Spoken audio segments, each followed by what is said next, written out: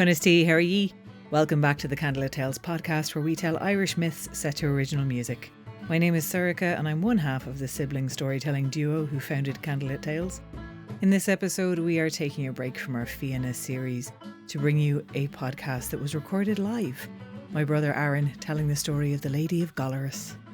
To listen to our reflections and chats and support this podcast, you can join our Candlelit crew by following the links in the description.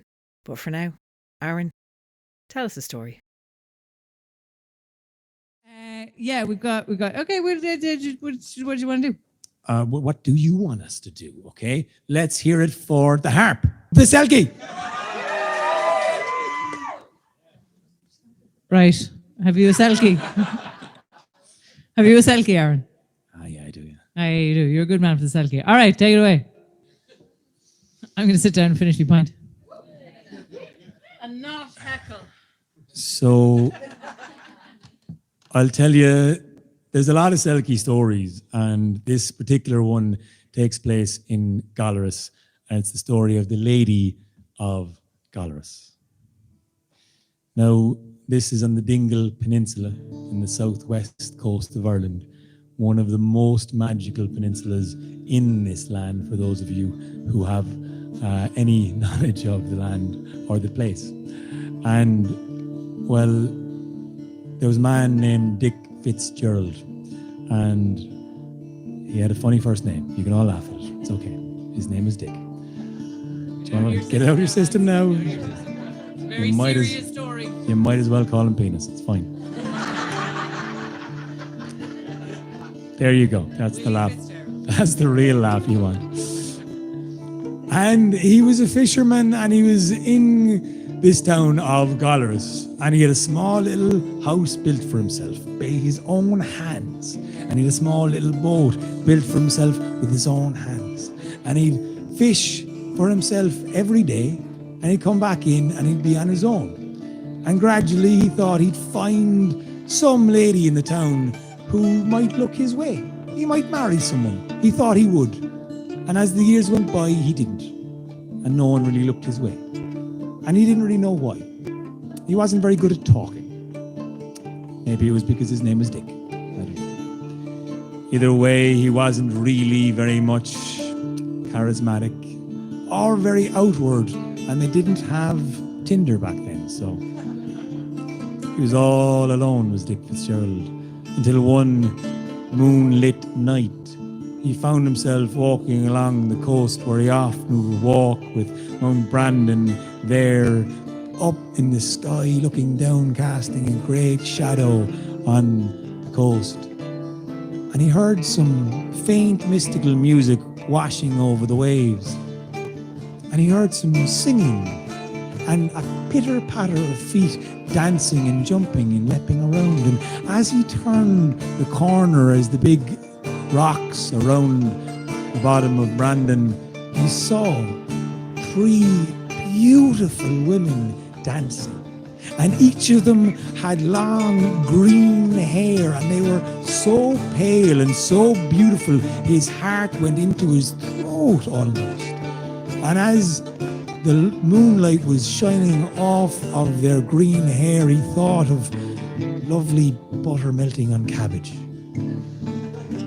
That's a line that I took out of the translation. That's not me, but that's what his mind went to. I don't know. He was just, it did it for him, you know. He was thinking, fucking tasty. It's just how I like my cabbage. Now, he saw one of the women stop their dancing and go and pick up a cloak and wrap it around her. And in that moment, she stepped into the water. She transformed, shape-shifted, and became a seal and swam away. Now, he saw 2 cloaks were left. 2 selkie cloaks. He realized these were women of the sea that could transform themselves any moment, any time, take off their skin, leave it behind, and be a woman on this land. And so he saw a chance, a moment, as they danced amongst themselves, and well, he grabbed the cloak of the woman that he thought was the nicest, and he hid it behind the nearest rock as he cowered and looked and glanced above. And he then saw the second woman go and catch her cloak, wrap it around her shoulders, transform, shift and change her shape and jump into the water in that seal shape and swim under the waves that were crashing on the coast and on the shore. And then he looked at that last woman that was left there as she seemed to dance and skip and look around with a beaming smile on her face until she turned around and she couldn't find her silky cloak. And she looked up and she looked down and her eyes furrowed, and suddenly she realized that she couldn't find her cloak. Now, it wasn't too long after that he stepped out from the shadows and he decided to introduce himself nice and clearly in a kind of a Kerry sort of a way how are you? You look lost. Yeah, right. Or something, I'm not sure. Like I said, he wasn't very good with words, okay? It was, you look lashed. Or lashed. And anyway, he had the silky cloak hidden away, and when she saw him, she was very scared. And she thought he might kill him, but he said, no, Jez, I won't touch you. Calm down. Are you a fish? He said. And she said, no, I'm not a fish. I'm a woman. He said, oh, great. I was looking for one of them. And she said, you're not going to kill me? No, Jez, I only kill fish. She was even more terrible. No, he said, no, not you kind of fish, like the real other fish. Anyway, never mind, drop some tea, go back to mine. And, well, she said, all right. And she was intrigued, she was curious. She had never gone into the homes of these human beings, these land crawlers, these strange beings that she was told by her father, the king undersea, to never go near because they would certainly hang her up in a net. But this man seemed to be kind, seemed to be giving, seemed to be nice. And this man offered her a drink and then some food and then some clothes. Did I mention she didn't have clothes? No. Part of the reason he was very fond of her. And very bouncy. And, well, it wasn't long after till, Dick just popped the question. He said, would you like to get married? She thought that was a bit fast, bit quick. But she said she might think about it. He was looking for a wife, he said. Someone to settle down with. And if she's nowhere else to go, well, she looked around and being so terrified of being found on this land without anywhere to go, she said she might have to give it a go. But she stayed with Dick Fitzgerald in his home, and well, a likeness and then a longing and then a love blossomed and bloomed between them because, well, she was everything he had ever dreamt of in a woman. Green hair was kind of an odd one, but he went there. And she was satisfied with this man that made massive fuss over her and gave her everything he could possibly do, gave her everything she could possibly need. And so it wasn't long after that they decided to go to the nearby priest. At this stage, she had told him all of the stories of Under the Sea, her father of King Undersea, how the water was the sky, how they lived in great castles and homes that were made out of shells and rocks that were in under the ground and the sea up above. And these stories fascinated Dick Fitzgerald, but he said we'd better go and, properly get married now because we'd like to do the deed, like. This was Catholic Ireland, so there was a lot of shame. Lots of shame. And so they went to the local priest and he introduced this lady. He said, this is the Lady of Gollerus, we call her. And the priest pulled him aside and said, Dick, you can't marry a fish. You can't be going to marry a fish. Look at her, she's a fish. He said, no, Jez, no, she's not, no. She was a fish, a bit of a fish. But she's not anymore, like. No, I've sorted that out. I've hidden that skein away up in the top rafters of the house, like. She'll never find it, don't worry. Oh.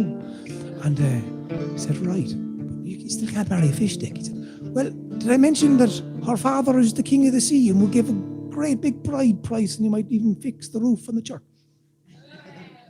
The priest said, well, it's love after all, isn't it wonderful? How wonderful it is to unite any two souls of God's creatures on this beautiful world.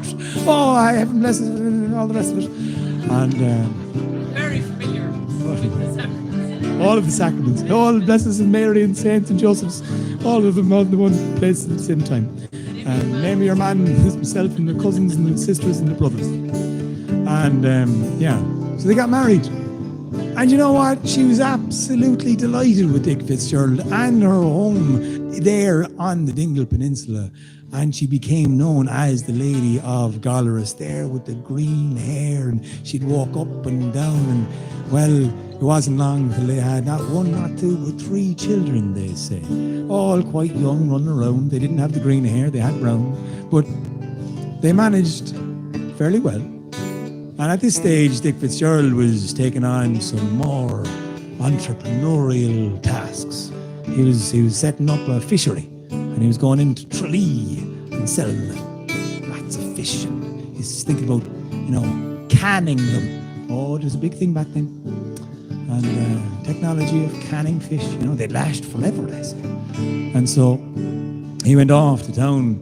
And it was in around the time when they were making the crosses for Bridget and they were welcoming in spring and they were beginning to tidy away the dust of the dark days, the 3 months of the season that made you feel cold and wet to your bones. And well, Dick Fitzgerald had gone off and left his wife, Lady Gollerus, with the 3 children there in their home. And she was doing a great big cleanup.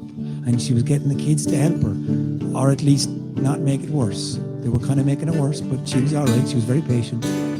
And, well, one thing led to another, and she decided to put some of the things up into the high rafts of the house. She'd never been up there before, and what did she see but landing there on the floor? That old, familiar thing she hadn't seen for so long. A memory of so long ago, her silky cloak. The touch, the feel, the sense of water came back to her, the memories of her father and the silky people below the sea. And suddenly she walked out the door, a glazed look in her eyes, and her daughter called to her, "Mammy, where are you going?" She said, "I'll be back, don't you worry." And she walked out to the sea, wrapping that cloak around her shoulders. And when her daughter told Dick Fitzgerald what had happened, she said that Mammy said she'd come back, you see.